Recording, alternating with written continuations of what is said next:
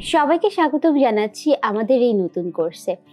এই কোর্সে আমরা ডেটা এন্ট্রি সংক্রান্ত সকল সেক্টর নিয়ে আলোচনা করব, যা দিয়ে আপনি ফ্রিল্যান্সিং জগতে কাজ করতে পারবেন। কিন্তু আমাদের সবার মনেই এই প্রশ্নটা জাগে যে ফ্রিল্যান্সিং কি বা আউটসোর্সিং কি।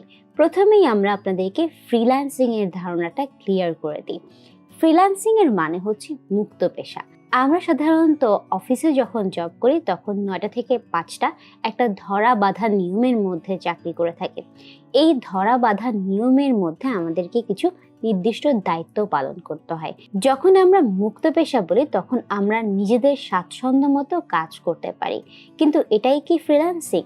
না, আমাদের আশেপাশে এমন কিছু স্কিল আছে যেগুলো আমরা ডিজিটালি প্রোভাইড করতে পারি। কিছু মার্কেট প্লেস থাকে যারা এই স্কিল প্রোভাইডার এবং ক্লায়েন্টদেরকে একত্রে একটা প্ল্যাটফর্মে যুক্ত করে। কিন্তু এই প্ল্যাটফর্মগুলোতে কাজ পাওয়া থেকে পেমেন্ট পাওয়া পর্যন্ত নিজেদের স্বাচ্ছন্দ্য মতো সময়ে কাজ করাটাকেই আসলে পুরোপুরিভাবে ফ্রিল্যান্সিং বলে থাকে।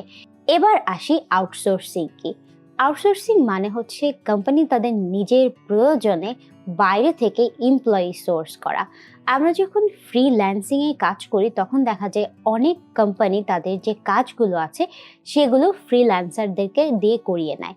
এই পুরো প্রসেসটাই হচ্ছে আউটসোর্সিং।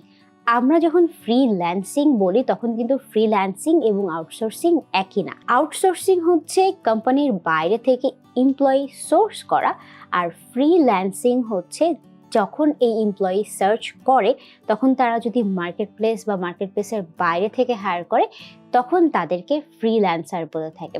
আশা করি আপনাদের ফ্রিল্যান্সিং ও আউটসোর্সিং এর মধ্যে ধারণাটা ক্লিয়ার হয়ে গেল। আজকে এই পর্যন্তই, দেখা হবে পরবর্তী লেকচারে।